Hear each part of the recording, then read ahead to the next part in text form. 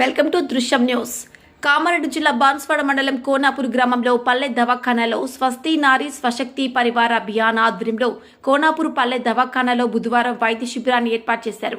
సందర్భంగా పల్లె దవాఖానా డాక్టర్ మానస మాట్లాడుతూ మహిళలు ఆరోగ్యంగా ఉంటేనే మన కుటుంబము మరియు గ్రామము సమాజము ఆరోగ్యంగా ఉంటుందని అన్నారు.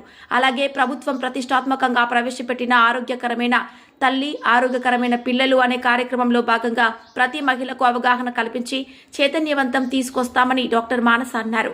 అలాగే మహిళలకు ఎలాంటి అనారోగ్య సమస్యలు లేకుండా తీర్చిదిద్దుతామని ఆమె అన్నారు. పల్లె దవాఖానకు వచ్చిన 60 మంది పేషెంట్లకు బీపీ చెక్, షుగర్ టెస్టులు చేసి వివిధ సమస్యలు ఉన్న వారికి తగిన మందులను మెడిసిన్లను పంపిణీ చేశారు. కార్యక్రమంలో పల్లె దవాఖానా డాక్టర్ మానస, ఏఎన్ఎం సునీత, మంజుల, గ్రామ పంచాయతీ సెక్రటరీ భరత్, గ్రామ మాజీ సర్పంచ్ వెంకట రమణారావు దేశ్ముఖ్, ఎంపీటీసీ జట్టి హనుమన్లు, ఆశా వర్కర్లు పల్లవి, అనురాధ, సత్యవ్వ, కవిత తదితరులు పాల్గొన్నారు. చందర్, దృశ్యం న్యూస్. అందరికీ నమస్కారము.